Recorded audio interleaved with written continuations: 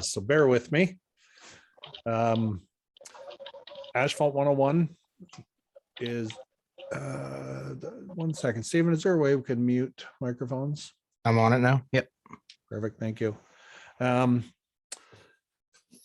So this presentation is based on our experiences we're trying to share with you, and providing information and education for people that are responsible for safety, maintenance, and asset protection of your parking lots. So property managers in general. You will not leave here with an engineering degree, that's for sure. But I'm happy to discuss in more detail, one-on-one, or face-to-face follow-up calls, however you'd like to do that. Just let me know.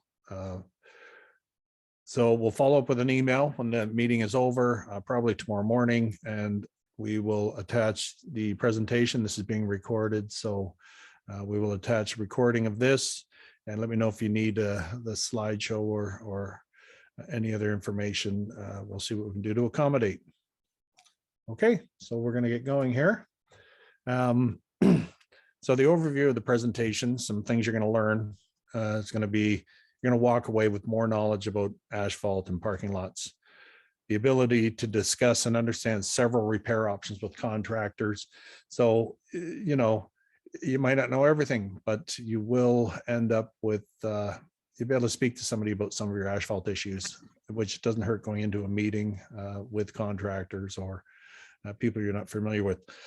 Also, how to reduce your risk, reducing the risk from slips, trips, and falls, that kind of thing. And so if you have questions during the presentation, add them to the group chat. That's what we ask. Stephen will take notes, and I'll do my best to answer them near the end, depending on the time, or I will definitely reach out after the webinar with an email, and we can set up a time to discuss any of your questions. So the presentation, we're going to talk about asphalt, how it's made, the types of asphalt, rules of thumb, which are really key to looking after your parking lot, identifying damages, possible causes, repairs, maintenance choices, transitions, which are a very big issue and can cause a lot of slips, trips, and falls, catch basins. We're going to do a catch basin light, we're going to call it, for this presentation. And it is about, we have another webinar coming up in 2 weeks. Some of you have signed up for. It's all about catch basins, concrete, sidewalks, that sort of thing. Join us for that. That's going to be more geared towards catch basin authority, but a lot of information. We couldn't possibly fit it all in one. We're going to speak briefly here on water main shutoffs and line painting and crack fill to top it all off. Anybody get it? Anyway, here we go. What is asphalt? So asphalt cement, which is bitumen, is a semi-solid form of petroleum. It's like Alberta heavy crude sort of thing. It's very, very heavy, but it's the oil product that makes everything stick together. You add it to aggregate. It's always heated, not always, but in this case for asphalt, it's always heated. And that's what makes everything stick together. So it's the glue, and it creates a water resistant surface when done properly and with proper mixes and applied properly. So they're not waterproof, but they really are water resistant. And if done right, your water will flow and go to where you need it to go to. So this is a typical asphalt plant. There are different styles, of course, but this is just for this presentation. So with the different aggregates, you're going to have maybe some sand in one of these silos. You'll have some 3/4 inch crushed or 3/4 inch washed crushed stone. So it'll have fractured on three sides of it, minimal. You never want round stone in any building materials, not in the sand that goes into mortar, not in the asphalt or concrete, or even compaction of materials. When it's really about construction, you need fractured sides of your stone and aggregates. So there'd be a few different, you'd have some sand and, several different types of aggregates. We're going to talk about a couple of aggregates, but for now, we'll just say aggregates. They drop onto a conveyor belt in different ratios and proportions, depending on the mix. And they go into a large cone. It looks very similar to this. And that cone starts to mix all of the aggregates together. and there's a massive amount of heat put on with propane, well, natural gas, and it is heated up to 340, 370 degrees, somewhere in that area. At the same time, they add hot bitumen, the cement, the glue that sticks everything together, and they add it to this. And by the time it comes out, is very well mixed. It's very fast, and all the aggregates are hot, so the entire mix is hot. Goes up a conveyor, or not necessarily conveyor, but usually, and drops into a truck. Then it gets transported to a location where it gets used. So that's kind of where it comes from. And there's many different asphalt recipes. So most asphalt consists of two main components. You have aggregate and bitumen. 90% of all the asphalt on your driveways and your parking lots are going to be, sort of these key things. The HL number refers to the size and the quantity of the recipe of a few sizes of aggregate. So you might have 12% of a large 3/4 stone. You might have 29%, and then you might have a bunch of sand. So there's all different mixes, but we're going to stick with a couple of asphalts for this purpose. And it's probably 90% of your parking lots are made of this mix we're going to speak of. Okay, and it's about 4% as a rule. The hot bitumen is mixed with this. So when we look here, we have HL8 and HL3. HL8 is the one on the right. That is the bigger stone. So rule of thumb, right, is the larger the stone, the stronger it is, better support. But the problem with HL8 is it doesn't look very nice. Now, these are just in Pyrex dishes because we put them in there when they're hot. We did the best we could to compact them, but if you had proper compaction, they would be a little bit smoother looking, as would this, but not a lot smoother. So again, HL8 is very strong, but it needs something on top of it. It doesn't resist water very well. Water tends to penetrate and flow through. It will start to ravel oftentimes. If you run your feet across it, even a year later, you get some of these big stones that will come up and separate. So but it's very strong. So that's your base coat. Often could be an HL5, but we're going to stick with HL8 and HL3, which has got more sand, less of the 3/4 stone, more of a 1/2-inch stone. This HL3 would typically go on top of the HL8, and then you have a really nice asphalt that will direct water, that will be water resistant, and we'll move it to your catch basins or off your property. So keep in mind, there's thousands of possibilities in these recipes. Not for a second do I want to say, municipalities, the MTO, there's going to be a lot of different mixes and a lot of engineering specs, but to a large degree, HL8 is your base. HL3, you might have an HL5, HL3 fine. And if you're in a condo, you might just have HL3 in the driveways, but you'll have something heavier along the road to support heavier traffic and more traffic. So asphalt, rules of thumb. So when you get, these are just good rules to live by and things to keep in mind when you're hiring or looking at, getting asphalt done. And this is just to teach you about what the properties of asphalt and things to look for. So asphalt must remain hot until applied. That's rule one. Rule two, once the asphalt is laid or put down or shoveled into a hole or spread with a spreader, it has to be properly compacted while it's hot. Once it's cool, it's done. You'll never get back to that same place.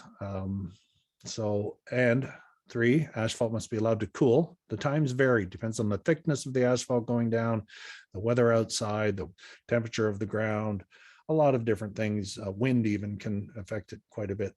So keep this in mind. A lot of people think it gets hard like cement. Asphalt does not set up or do a chemical change like concrete. It must be properly compacted for it to work, and it must be hot when it's being compacted. So just remember those things. So if you get somebody with a couple ton of asphalt and a landscape truck and they're, shoveling asphalt into, the holes on your parking lot, right? You're going to get some failures. So they use a plate tamper or a hand tamper. You're not going to get proper compaction. So see rule 1 and rule 2. Now, somebody's microphone there. Stephen? Yep, I got it. Okay. So sorry about that. So if you have a large dump truck and you've got 30 ton of asphalt, it's going to stay hot for a long period of time. You have a little bit in a pickup, 2 hours later, if they're doing repairs, it's really no good. It's got to go back and be recycled and heated up again. So we're going to start with some of the issues that you'll be able to spot on your parking lots. Right here is a cold seam. Right here is a cold seam. Cold seams will often open up enough. They're very long, so they're long longitudinal cracks in parking lots and roadways and highways.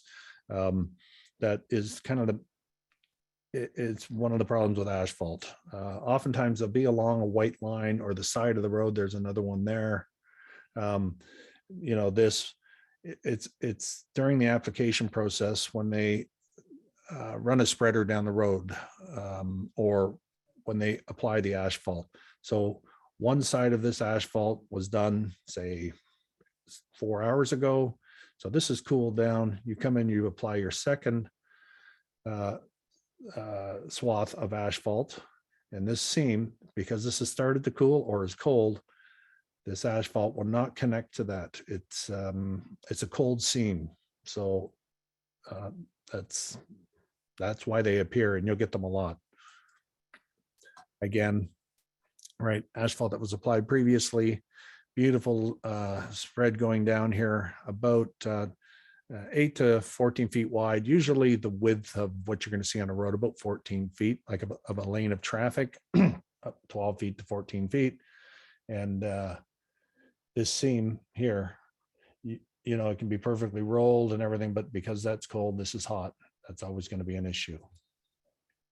So cold seams a little bit more. So here you see some infrared equipment being used on a highway. I think we have somebody from a municipality here that uses a lot of infrared on their repairs. Municipalities are doing it more and more. Provinces, the highways are doing it more and more, so that when the asphalt goes on one side, even between the two spreaders, I'll have one up here, up here, and one back here. We'll have a couple machines in between, keeping that seam hot, so that when the second lift beside it gets laid out, it's nice and hot. And when it gets rolled, you reduce the amount of cold seam damage that happens in the future. So would you hire them? I don't know. The problem, right? The asphalt's getting cold very fast. It's being put out here. By the time they get near the end of this pickup truck or, a landscape truck full of asphalt, you're going to end up with cool or cold asphalt. Oftentimes you'll see it immediately, but more often than not, it's not bad, but it'll start to ravel and fall apart. So if you run your feet across it, a month later, you get the stones starting to ravel. They come apart, they lift off of the asphalt surface and the sands, and it's just not a very good fix. So more issues with damaged asphalt, misuse or specifications. So there's a lot of reasons that asphalt gets damaged, but subbase can weigh into it easily. Original design, poor workmanship, and the amount of use. So I was out at a school a number of years ago, and they had an asphalt area where they dropped off, picked kids up and dropped them off with the school buses, and it was destroyed. It wasn't that old. It shouldn't have been in that bad of shape. And I was trying to figure out why it was so badly destroyed. I assumed clay for a little while and a poor subbase. Then I realized that they had, I saw some old line paint for hopscotch and that sort of thing. So it was designed originally for kids playing basketball, hopscotch, and pardon me, for that purpose. And it would have lasted a long time. But then they decided to do the buses driving over this. Well, it didn't take long and it destroyed it. So really, asphalt wears out, but specification and design, it starts way before the asphalt goes down. So just keep it in mind. Like I said, asphalt wears out. People ask, how long will it last? Well, 20, 30, possibly 40 years. Depends on the traffic, the weight of the traffic, how things were built. But bitumen itself, the glue that holds it all together, it gets old. So it loses its elasticity. If you stand on asphalt and you see a truck going by very slowly and you watch where their tires or their axles are putting the weight on the asphalt, you'll actually see the asphalt go down as it's moving along, and it'll raise right back up after the tire gets off it. So asphalt's, got a lot of elastic properties to it when it's well designed, and it's designed for that. So lack of maintenance, potholes, cracks, not looking after things, and compound that by our Canadian, freeze thaw. You can be have some issues with your asphalt very quickly. So alligatoring and cracking. Here you can see, that's actually weeds. We get a lot of weeds that'll grow up in some large cracks, especially when they're not being driven on very often. Water pooling will happen. But the thing with water pooling is if you're not watching when it's raining, it'll disappear shortly thereafter because all of the water flows into these cracks. Really, this is a great time to catch it and get your asphalt looked after. This here has got more to do with alligatoring, and that is probably a change in specification or a change in use of the asphalt, a poor design, or sub base. There can be a bunch of different reasons, but there's not much point in repairing this. Let it go or replace it, and it's probably not just going to be an asphalt replacement. It's heavily damaged, and we come across this a fair bit, and sometimes it's only in certain areas of a parking lot. Water. So many things in construction can be related to water damage. Buildings, a lot of issues, your cars, your houses, your boats, to keep the water out, keep things dry. So here, cracks are a big way for water to get below, right? You're trying to move water down here by the looks of this photo, and then you get large cracks. The water starts to flow into this crack, and a crack can take up to 7 gallons per foot, I believe, per minute. So depending on your sub base, you get a lot of water flowing through there. The water takes with it some sand, some fines, some larger and larger aggregate as more water flows through, and it can wash that away. Combine that with the freeze thaw, you're going to have some pretty big issues here. And oftentimes along a saw cut, like you can see, this is newer asphalt than this, and it actually looks like it's a little rougher. But this is where the potholes will almost always start. We'll talk about transitions in a few minutes. So asphalt repair choices. There's a lot of different choices out there. Not that many really. I boiled it down to about 4. So cold patch or QPR, a lot of municipalities use this, but they are, they're really coming around. And you can get cold patch at Canadian Tire. You can get it at Home Depot and, a few stores. It's cold patch, exactly what it sounds like. You throw it in the hole, you hit it with a hammer, with your shovel, or, maybe a hand tamper. And depending on traffic, depending on the turning radiuses of vehicles and how much traffic you're getting on that area, you're going to get really fast wear. You'll see it in the city sometimes if they do, a bunch of potholes in an intersection. Pardon me, 1 second.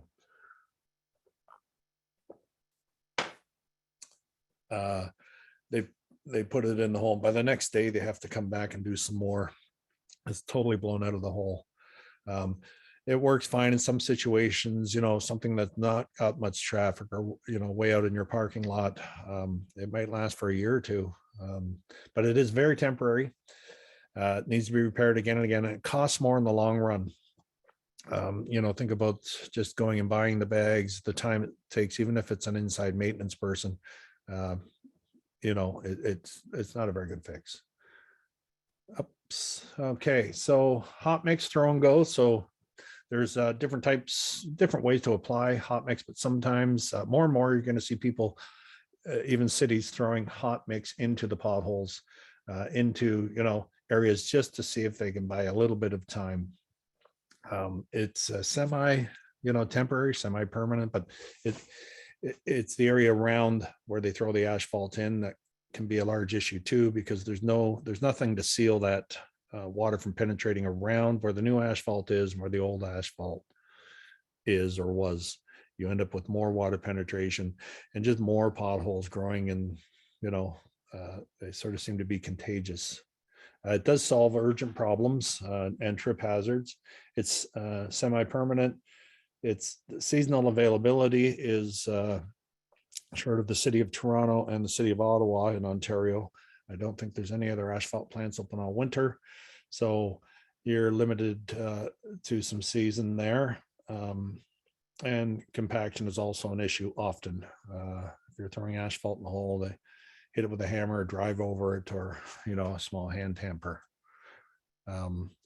Remember rule 1 and rule 2, it's got to be hot. It's got to be hot when it's compacted. So a lot of municipalities are starting to use hot boxes or reclaimers. This is more of a reclaimer. It's very small, and this is about typically close to the size they use. You can throw chunks of asphalt in the top. So either from the road work you're doing, or they have a stockpile of used asphalt they just want to recycle. They throw it in the top. It's got infrared heaters usually on it, and then there's a screen holding up the hard pieces. And once it gets hot, it falls through into this chamber here. They shovel out some asphalt and put it in a hole. Not a lot of quality control going on here, but it's a lot better than QPR or cold patch. So you'll see that more and more with municipalities. Then you get into hot boxes, which is more of a hot box. It can recycle, but it takes about 12 or 14 hours to recycle cold asphalt in this, but a really big advantage here is you get to keep your asphalt hot. So you can pick asphalt up in Toronto, middle of winter, and it can be transported to Windsor and still be at 360 degrees.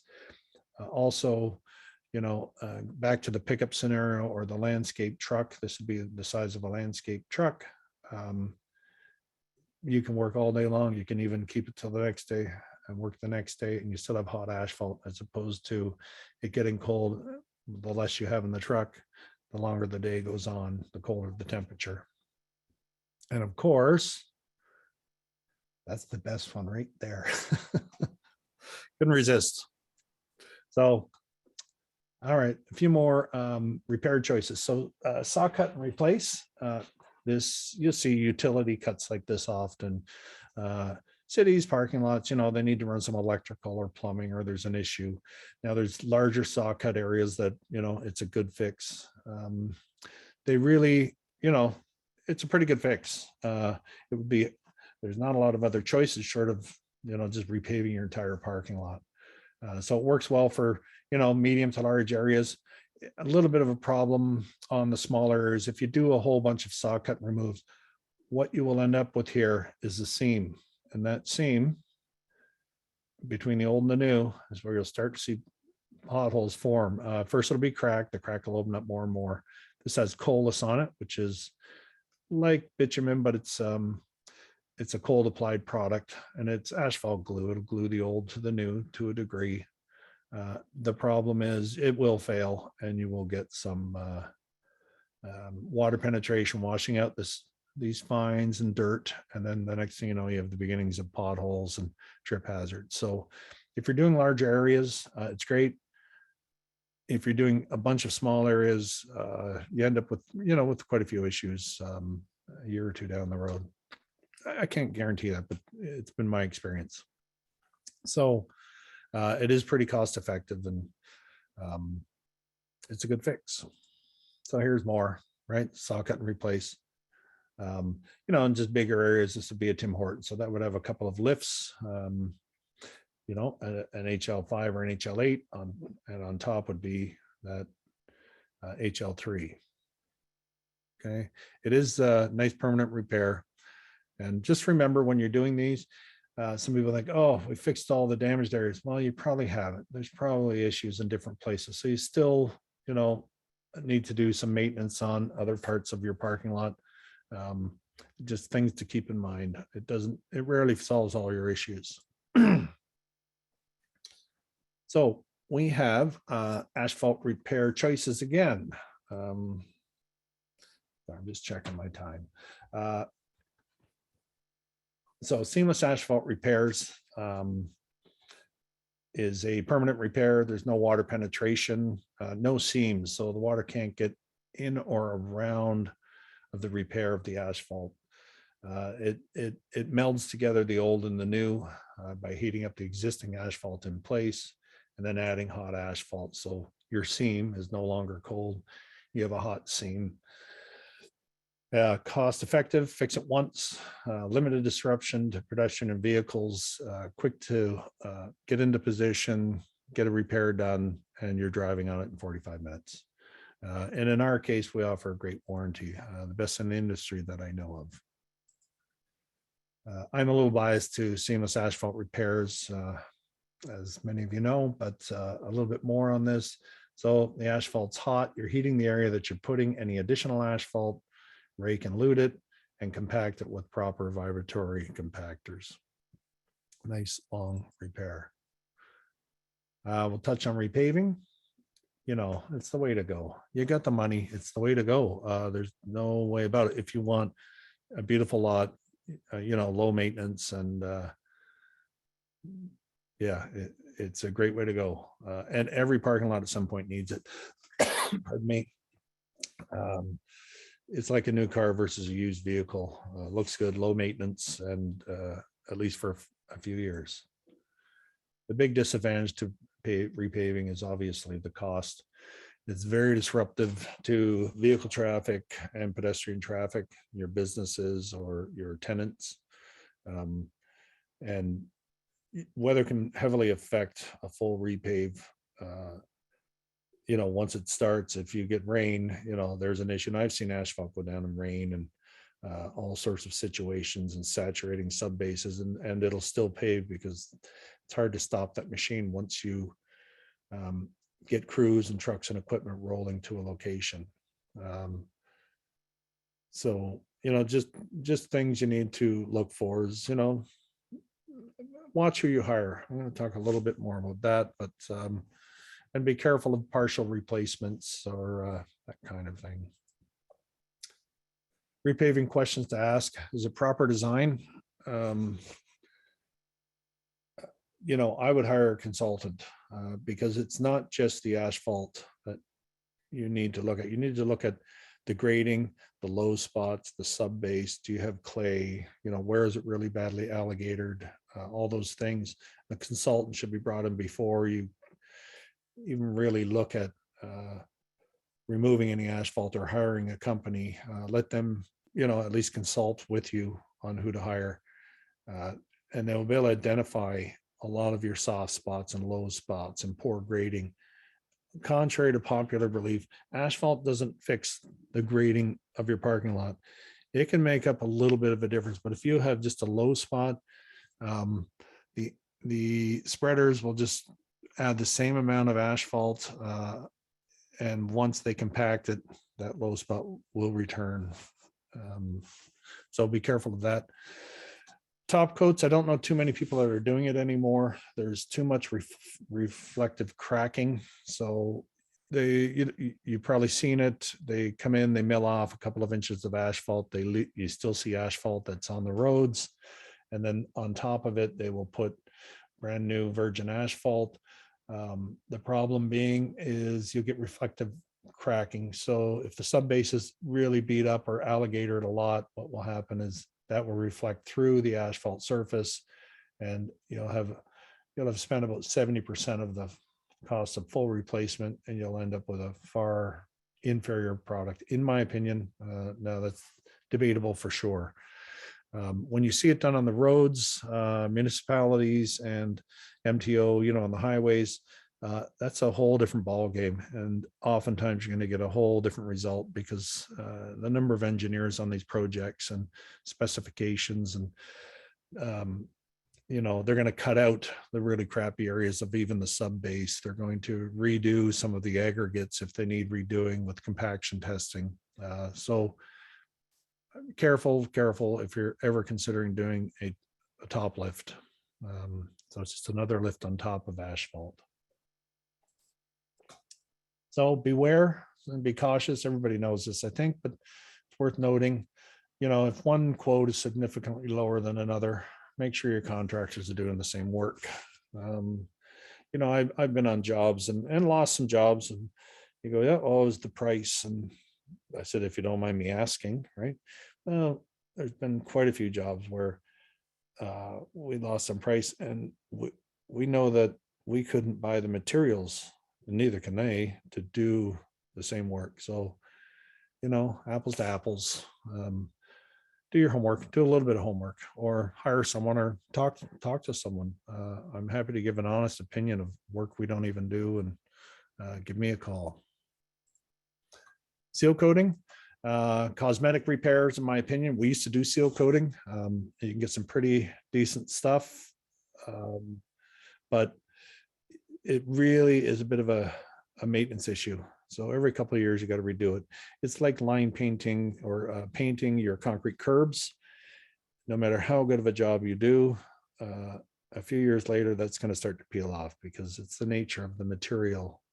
It will just start to wear off and lift off or crack and peel. Also, not just the maintenance issue, but be careful of the product. Ask a lot of questions, get some real information. If it's shiny and black, don't put it down. It's got to be dull, and with sand in it, it's got to have additives, so that you have something to stick to and it's not slippery. This stuff can be slippery even in the summertime if not applied or used with the proper additives. So I still say better bang for your buck is crack fill, but beware. That's what I say, just beware. Transitions. So there's lots of different types of transitions we're just going to talk about a few. Asphalt to steel, asphalt to concrete, concrete to steel, that kind of thing. And this is what I mean by transitions. So this is concrete going into garages, and this is asphalt. So right in between the two things here is where water can oftentimes hit, flows down below, washing out your sub base, causing water to pool there. Often freeze thaw, lifts the asphalt, falls back down, lifts it, eventually it'll break, crack, that kind of thing. So a little bit more on transitions. This is what we call the trifecta. Concrete, asphalt, and steel. So we got three different materials all in a very small area. Add to that, where's your water supposed to go? It's all flowing across all these seams, cracks, and transitions. So that's what I mean by a transition area. Between the steel and the concrete, between the asphalt and the steel, between all those materials. It's going to be one of your highest problematic areas. So be aware of it when you're looking at your parking lot or trying to figure out what needs doing. Transition areas, different types of materials. It's pretty hard to get them to stick together, and they expand and contract at different rates. And so even with glue, all the different things, it will end up separating. Just, a little more on that. Watch transition areas between different materials. So one thing in particular, if you have parking lots with handicap ramps or grocery carts, if you're a commercial plaza, municipalities, all of it, is the transitions for handicap ramps or grocery carts. A lot of people end up, these are some of the biggest falls you're going to get is people tripping just a toe, something that sticks up more than say, quarter of an inch, half an inch. They just catch their toe on it and down they go. Think about this in front of a Shoppers Drug Mart, for example, where 70% of, the people are 60 and older, it can be a real bad fall. So keep an eye on transitions. Something has to go here. Either you've got to take down some of this concrete or you've got to add some asphalt. I'm happy to talk to anybody about transitions, but and some will, you do it in the fall, you take this down, and then in the winter, something heaves, something moves because they are different materials. It's a problem, but they need to be inspected and keep your eye on them. So catch basins and manholes. We are going to do in 2 weeks' time another webinar like this with a lot more information about catch basins, manholes, concrete islands, sidewalks, that sort of thing. You're welcome to join us. Some of you are going to join us. Looking forward to that. But these are a really big issue because of the transitions. So we're going to touch base on this just for a few minutes. And so there's two different functions here. This is a manhole. Manholes are often round, not always, but a large majority. And catch basins are often square. So that's one visible thing you will see. Manholes do not take water. Some people see the little holes here and they think, oh, we can just let the water flow in there, or they do have some cheater grates you can put on top. They're not meant to take groundwater or surface water. They're to service utilities. So water is not supposed to drain into these. Now water is supposed to drain into these. So another fact is these should be level or on grade with the parking lot or the areas around it. Catch basins should be lower. They need to be graded lower so that things slope towards it and it takes your groundwater, it flows down and into the catch basin. So that's a couple of the big differences between the two. A little bit more on the catch basin. You have an assembly, so it's a frame and a grate. There's the grate, there's a frame, and then you have grade rings. Think about the grade. You want things to flow towards or away from, depending if it's a catch basin or a manhole. The bottom part of this is the actual catch basin, so it's kind of a much bigger, more solid piece of concrete, but all these things are needed. Part of the problem with catch basins and manholes, people think that they've sunk or they've raised, and I'm not saying that can't happen. More than likely, the catch basin has stayed in place because they are well below the frost line. They are more likely to stay in place. They're much deeper. That's the way it's designed. Otherwise, all your pipes would crack all the time. They stay in place. What tends to move more is the surface. A frost line in Ontario. Let's talk about this close to the US border parts of Ontario rather than the way in the north, a couple of feet, really, maybe 3 feet. I know it can go deeper, but you can get some frost heaves and, things move up and down, and the top part of the catch basin may move, but it is often the asphalt around the catch basin that's doing the motion up and down. And that combined with water getting between the transition of the steel and the asphalt, or the concrete and the steel, it just amplifies the problem of why things break apart around a catch basin. So I'm of the school of the catch basin stay place, the asphalt around them tends to move a lot more. And when one thing's stationary, the other's not, you get a lot of wear. So this is what you'll see from the surface, which is just this top piece here. And that is the frame and grate, just the little lip. The rest is going to be asphalt or concrete, and about 6 inches high, oftentimes deeper. It'll go down below that. But, it's a pretty good way to keep water out. The water has to come down, has to flow out, has to flow outside of the catch basin. And again, you want all the asphalt or all the water as much as possible to flow inside into the grate and down off of your parking lot. Keep in mind too, with catch basins, really almost all issues you see, unless your entire parking lot is falling apart, but issues you see around a catch basin, around a manhole, around water meters is oftentimes going to look like this. And you get it repaved, we'll just fix the asphalt. It's almost never the problem. It's almost always something else. So the water starts to flow in, comes around, and it'll actually flow back into the catch basin, the inside of the catch basin, starts to wash things out. There's nothing going to support that. And it gets worse from here rather quickly too. So think of the surface of your asphalt as, that's just an indicator to an underlying problem. And oftentimes it is. So keep that in mind. A couple more things about catch basins. Just if you see cracks, their catch basins are very, very strong, especially in Ontario. They're highly spec'd, take a lot of weight. Once in a while you get cracks. So if you have little cracks, because it's strong, it's also brittle. So it can take a lot of weight, but occasionally they crack. It's just a cast steel. And once they crack, there's very little support under this. There's just a little piece of metal here. So if you see cracks, call someone that can come out and have a look for you. I advise you not to open these up.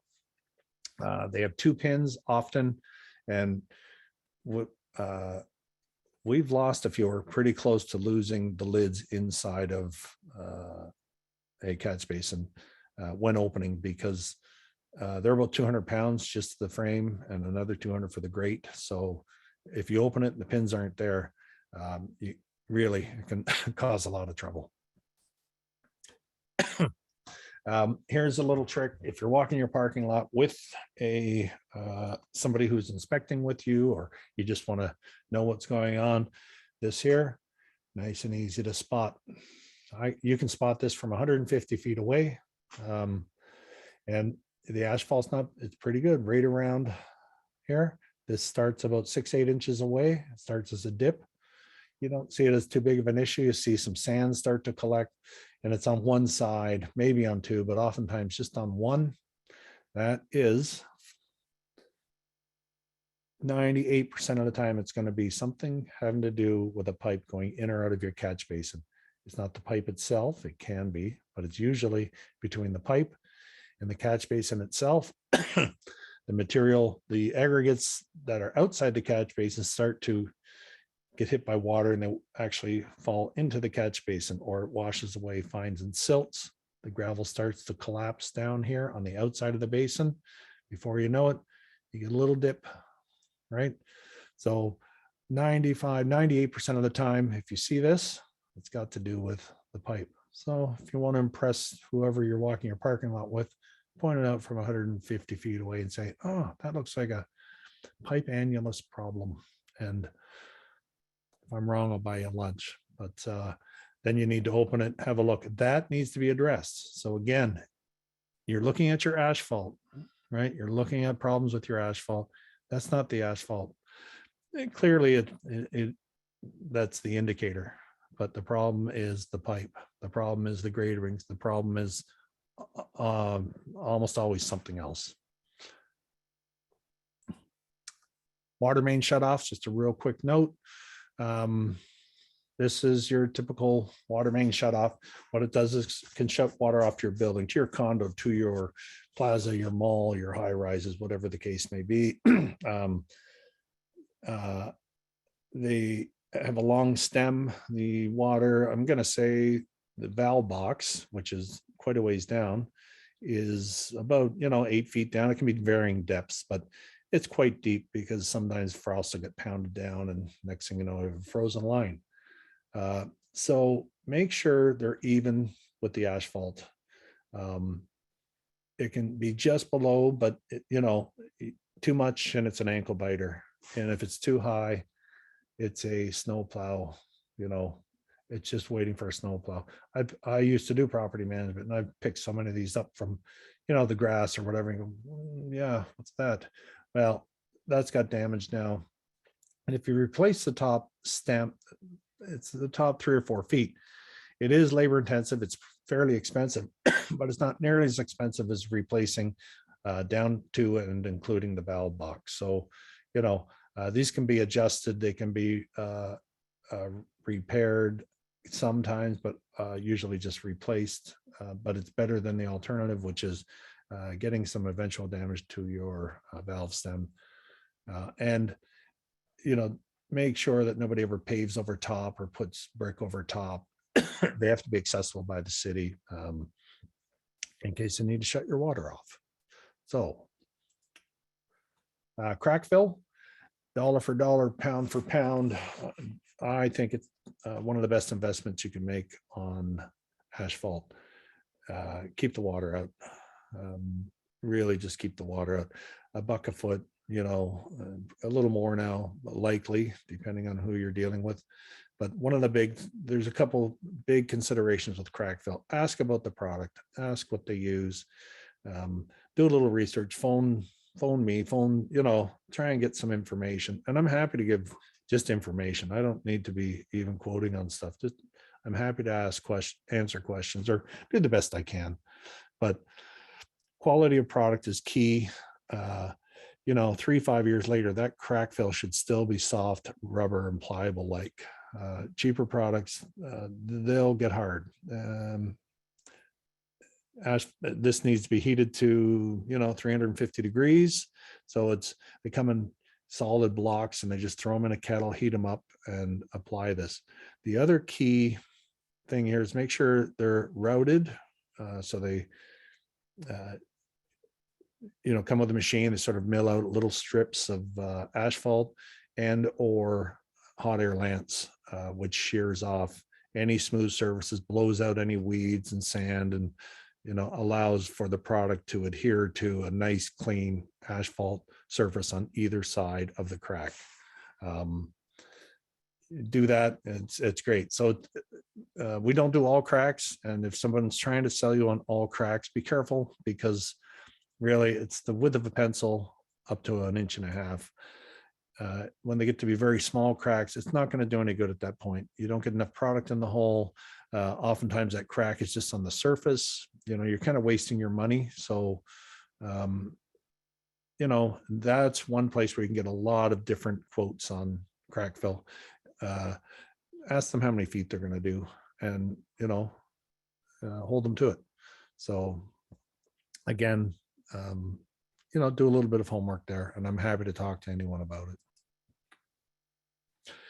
Line painting. Oh my goodness, I'm going slow. So line painting, right? Gives your people places to park, gives, direction, and, speed bumps are easy to see, arrows, pedestrian flow. Don't park here. Yes, do park here. It's nice and clear. Handicap parking stalls, that's not wide enough, but that was a customer's decision.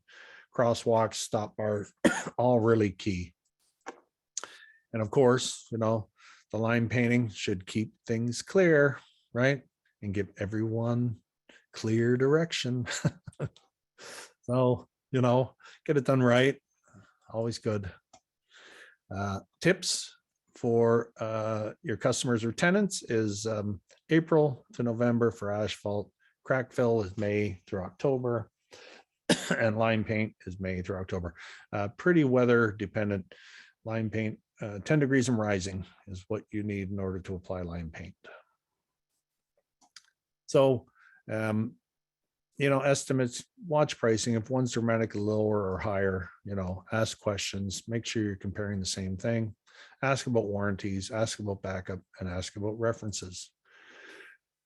Engineers, who cares what the engineers say, right? I'm kidding. I hope I didn't offend anyone. So there we are. Do we have time for a couple of questions? We do. All right. The first one we've got from Bob was wondering, what impact does rain have on the asphalt while it's being laid or compacted? Good question. Turn them away. Yeah, it's absolutely terrible. And sometimes what'll happen is it'll work. It'll actually look okay when they're done, but it's cooling it far too fast. Pardon me. And if your sub base is saturated, it can't be saturated when things are being applied, whether it's asphalt or concrete, or you've got to let some of that water dissipate, dry out before you apply asphalt or concrete.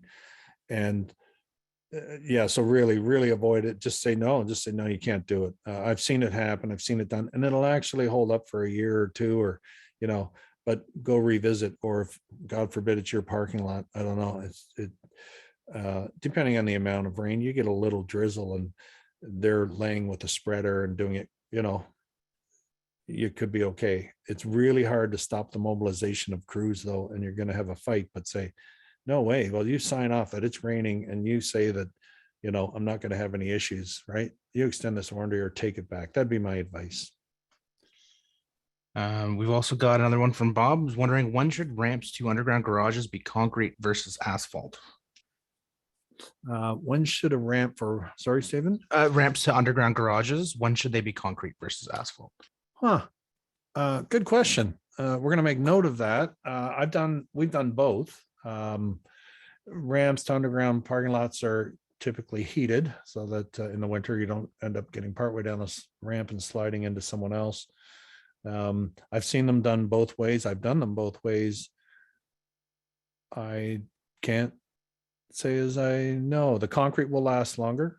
As a rule, concrete will last longer than asphalt, considerably, but it's quite a bit more expensive too. So the ramps also will oftentimes have some ruts. I suppose you could put them in your asphalt, just sort of rumble strips that may help with traction. But I'm not sure, Bob. I will see if I can find more information on that and get back to you. Next one is from Elaine. She's wondering, does a seal coat mask the black lines left from crack repairs? Does it mask it? A seal coat will mask a lot. Yeah, and I'm not trying to be a smarty pants here, but I put seal coat on compacted gravel, it's going to look okay, and until someone drives on it. It will make everything one color. Now, if you apply seal coat to brand new asphalt, it's not recommended. If you speak to a few seal coaters, they will say, yeah, we'll seal coat all this stuff, and the new stuff, we're going to wait, right? Give it 6 months to a year before applying seal coat. So it will make it look better, but chances are the seal coat will not adhere very well to new asphalt that's been applied. And if it's a large area that you put new asphalt down, I wouldn't do seal coat at all. I wouldn't consider it myself. What about over the crack repairs, like the rubber crack repairs? Seal coat over the top of that to mask the lines on the it's it's going to be a visual thing, I would say. I don't know if it won't help the hot rubber crack. It won't hinder it either, I don't think. Hope that answers that. We've got a couple more here. We've got, how do we find consultants to review the project before contacting paving companies? That's from Noreen. Okay. Consultants. Geez. Word of mouth. I know that's not very helpful. I know of a few engineering firms that could maybe help. I would go with some organizations, builders associations, perhaps CCI, Canadian Condo Institute, some groups like that, ACMO, property management associations. Ask your coworkers. I'm happy to. I do know several consultants that in different parts of Ontario, but not all parts for sure. I think it's a pretty big question. I'll send you an email on that and see if I can help. All right, we got one last question here from Marla, wondering, is there an instance where adding a couple of inches of HL3 on top of an existing lot, would that be beneficial, and how long could that last? Right, so that's an overlay. We talked about that briefly. HL3 over top of an existing lot, so it's an older lot, I assume. I think that depending on the cost, an overlay, I don't know, not many people do it anymore. Not many companies. Check the reputation of that company, but most of the ones I know with a good reputation will not do any more overlays. It's far less expensive for them to do, but you're going to still spend a considerable amount of money. You might be better off putting it into a reserve fund. A lot of the reflecting of cracks that are in your existing asphalt, any of the soft spots, they'll all reappear rather quickly with just HL3 overlay on top of existing asphalt. Colas, they absolutely must use Colas. I'm happy to talk to you about it and give you a little more information, but it's not something I would recommend. It's not best practices, in my opinion. And it's got to be milled. Some things have to happen, in my opinion. Arguable, I guess, but I feel pretty strongly about not doing overlays. And that was the last question. Okay, well, I think we've, look at that. We finished a minute early. I want to thank everyone for joining us. Really, this is our first presentation of the sort. I'd be very interested in hearing any feedback, comments, concerns. Always happy to help with looking at your properties, talking to you. I really like educating and giving information to people about how to look after their parking lots, concrete. I used to be in property management for quite a number of years, so but I've also got a pretty good experience with construction and concrete and asphalt. So thank you very much for joining us. Thank you, Stephen, for taking notes. Thank you. And we will be, check us out. We'll send out more invitations for the next 2 webinars, 2 weeks apart, 2 weeks from now, and then another 2 weeks again, one on concrete and one on how to inspect your parking lots. Thank you again from all of us at Adeline Asphalt Maintenance and Catch Basin Authority. Have a great day.